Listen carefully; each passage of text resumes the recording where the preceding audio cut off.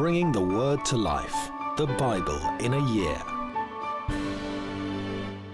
Psalm 39. I said, I will watch my ways and keep my tongue from sin. I will put a muzzle on my mouth while in the presence of the wicked. So I remained utterly silent, not even saying anything good. But my anguish increased. My heart grew hot within me. While I meditated, the fire burned. Then I spoke with my tongue. Show me, Lord, my life's end and the number of my days. Let me know how fleeting my life is. You have made my days a mere handbreadth. The span of my years is as nothing before you. Everyone is but a breath, even those who seem secure. Surely everyone goes around like a mere phantom. In vain they rush about, heaping up wealth without knowing whose it will finally be. But now, Lord, what do I look for? My hope is in you. Save me from all my transgressions. Do not make me the scorn of fools. I was silent. I would not open my mouth, for you are the one who has done this. Remove your skirt from me. I am overcome by the blow of your hand. When you rebuke and discipline anyone for their sin, you consume their wealth like a moth. Surely everyone is but a breath. Hear my prayer, Lord. Listen to my cry for help. Do not be deaf to my weeping. I will dwell with you as a foreigner, a stranger, as all my ancestors were. Look away from me, that I may enjoy life again, before I depart and am no more. Job chapter 10. I loathe my very life. Therefore I will give free rein to my complaint and speak out in the bitterness of my soul. I say to God, do not declare me guilty, but tell me what charges you have against me. Does it please you to oppress me, to spurn the work of your hands while you smile on the plans of the wicked? Do you have eyes of flesh? Do you see as a mortal sees? Are your days like those of a mortal, or your years like those of a strong man, that you must search out my faults and probe after my sin, though you know that I am not guilty, and that no one can rescue me from your hand? Your hands shaped me and made me. Will you now turn and destroy me? Remember that you molded me like clay. Will you now turn me to dust again?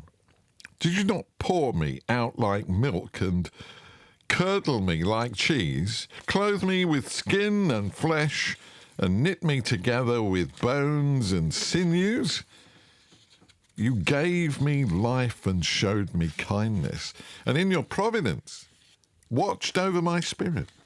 But this is what you concealed in your heart, and I know that this was in your mind.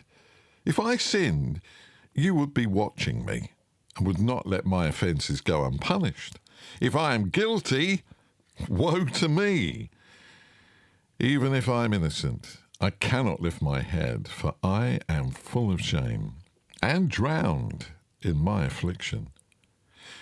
If I hold my head high, you stalk me like a lion, and again display your awesome power against me. You bring new witnesses against me, and increase your anger toward me. Your forces come against me wave upon wave. Why then did you bring me out of the womb? I wish I had died before any eye saw me. If only I had never come into being, or had been carried straight from the womb to the grave. Are not my few days almost over? Turn away from me so I can have a moment's joy.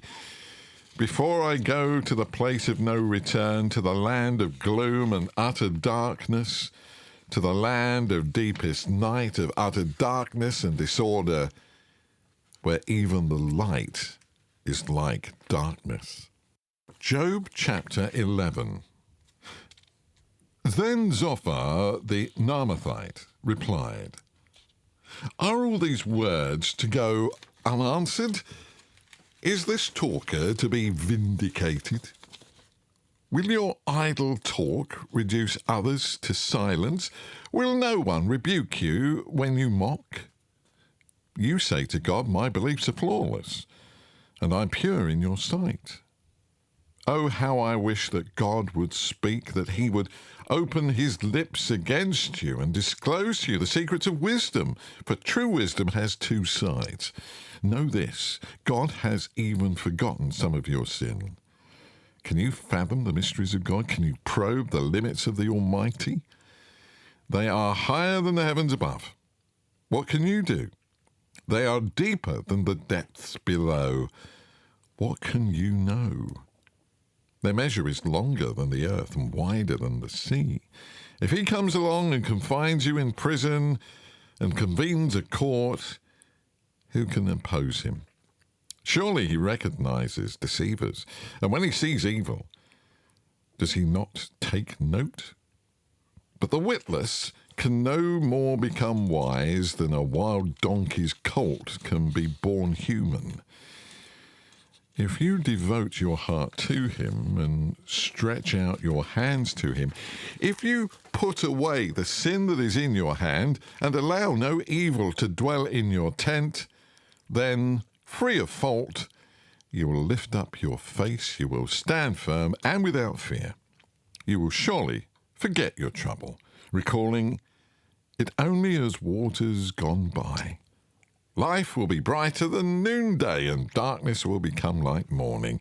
You will be secure because there is hope, and you will look about you and take your rest in safety. You will lie down with no one to make you afraid, and many will court your favour. But the eyes of the wicked will fail, and escape will elude them. Their hope will become a dying gasp. Job chapter 12. Then Job replied, Doubtless you are the only people who matter, and wisdom will die with you. But I have a mind as well as you. I am not inferior to you. Who does not know all these things? I have become a laughing stock to my friends. Though I called on God and he answered, a mere laughing stock, though righteous and blameless. Those who are at ease have contempt for my misfortune, as the fate of those whose feet are slipping. The tents of the marauders are undisturbed, and those who revoke God are secure, those God has in his hand. But ask the animals, and they will teach you, or the birds in the sky, and they will tell you. Or speak to the earth, and it will teach you. Or let the fish in the sea inform you. Which of all these does not know that the hand of the Lord has done this? In his hand is the life of every creature and the breath of all of mankind. Does not the ear test words as the tongue tastes food? Is not wisdom found among the aged? Does not life bring understanding? To God belong wisdom and power. Counsel and understanding are his. When he tears down, it cannot be rebuilt. Those he imprisons cannot be released. If he holds back the waters, there is drought. If he lets them loose, they devastate the land. To him belongs strength and insight. Both deceived and deceiver are his. He leads rulers away stripped and makes fools of judges.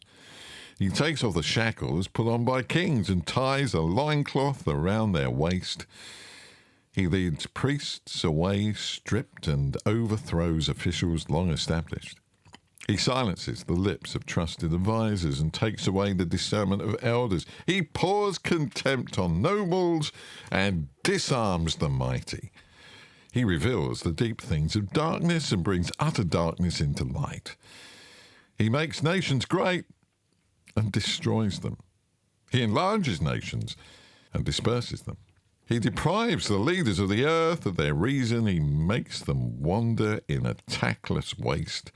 They grope in darkness with no light. He makes them stagger like drunkards. For more resources to help you bring the word to life, go to premier.org.uk/Bible. This reading has been taken from the NIV Bible Biblica and is published by Hodder and Stoughton.